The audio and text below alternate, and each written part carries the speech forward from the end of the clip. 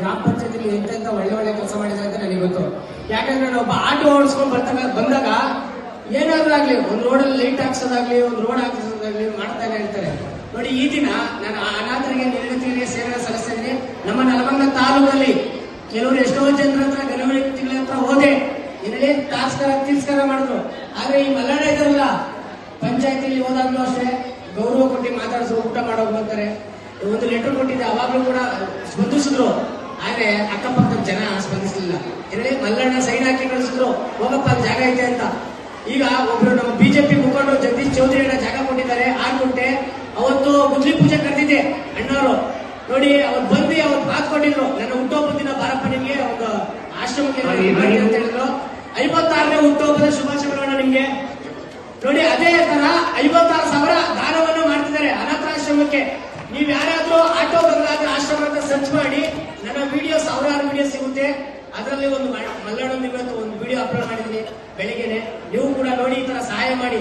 ನಿಮ್ಮ ಅಕ್ಕಪಕ್ಕ ಯಾರಾದ್ರೂ ಅನಾಥರು ಕಂಡ್ರೆ ನಮ್ಮ ಹೆಲ್ಪ್ ಲೈನ್ ನಂಬರ್ಗೆ ಕರೆ ಮಾಡಿ, ಇಲ್ಲಾಂದ್ರೆ ನೀವು ಪೊಲೀಸರಿಗೆ, ಹತ್ರವಾದ ಪೊಲೀಸರಿಗೆ ಕರೆ ಮಾಡಿ ಮಾಹಿತಿ ಕೊಟ್ರೆ ಅವ್ರು ಬಂದು ಲೆಟರ್ ಮಾಡಿಸ್ಕೊಡ್ತಾರೆ.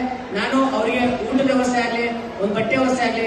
ಆಮೇಲೆ ಯಾರಾದ್ರೂ ಅಕ್ಕಪಕ್ಕ ಇಲ್ಲಿ ರೈಲ್ವೆ ಬಳ್ಳಿ ಹತ್ರ ಸುಮಾರು ಜನ ಸತ್ತವರೆ, ಅವಾಗ ನಾನೇ ತಗೊಂಡೋಗಿ ಗಾಡಿನ ಅಂತ್ಯಕ್ರಿಯೆ ಕೂಡ ಮಾಡಿದ್ದೀನಿ. ಈ ತರ ಎಲ್ಲರೂ ಜನ ಸೇವೆ ಮಾಡಿ ನಿಮ್ಗೆ ಏನು ಅಂದ್ರೆ ಸತ್ತಾಗ ಏನು ಹೊತ್ಕೊಳ್ಳೋದಿಲ್ಲ ನೋಡಿ. ನಮ್ಮ ಮಲ್ಲಣ್ಣವ್ರು ನೋಡಿ ಕಲಿಬೇಕು. ನಾನು ಇನ್ನು ಬಹಳ ಕಲಿತೀನಿ. ಒಳ್ಳೇದಾಗ್ಲಿ. ಹುಟ್ಟುಹಬ್ಬದ ಶುಭಾಶಯಗಳು ಮಲ್ಲಣ್ಣ. ಯಾರಿಗೂ ಫೋನ್ ಮಾಡಿಲ್ಲ ನಾನು. ಫಸ್ಟ್ ನನ್ನ ವೋಟರ್ಸ್ ಅವ್ರ ಮೇಲೂ ನಾನು ಯಾರಿಗೂ ಫೋನ್ ಮಾಡಿ ಬರ್ರಿ ಅಂತ ಕರೆದಿಲ್ಲ. ನನ್ನ ಫ್ರೆಂಡ್ಶಿಪ್ಪು, ನನ್ನ ಒಳ್ಳೆತನ ನೋಡಿ ಪಕ್ಷಾತೀತವಾಗಿ ಬಿಜೆಪಿ, ಕಾಂಗ್ರೆಸ್, JDS ಎಲ್ಲ ಬಂದಿದ್ರು.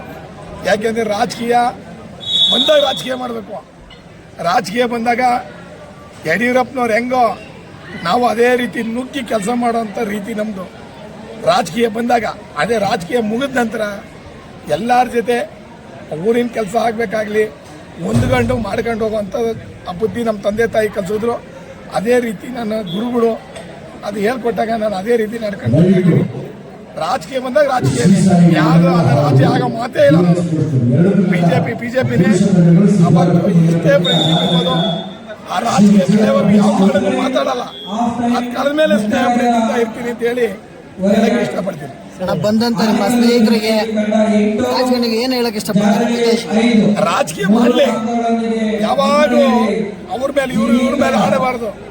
ನಾನು ರಾಜಕೀಯ ಬಂದು ಏನ್ ಮಾಡಿದೆ ಅಂತ ಮಾಡಿ ತೋರಿಸ್ಬೇಕೆ ಹೊರತು ಅದನ್ನ ಬಿಟ್ಟು ಖ್ಯಾತೆ ಮಾಡೋದು, ವೇಷ ಮಾಡೋದು ಅವೆಲ್ಲ ಮಾಡಬಾರ್ದು ಅಂತ ಹೇಳಕ್ಕೆ ಇಷ್ಟ.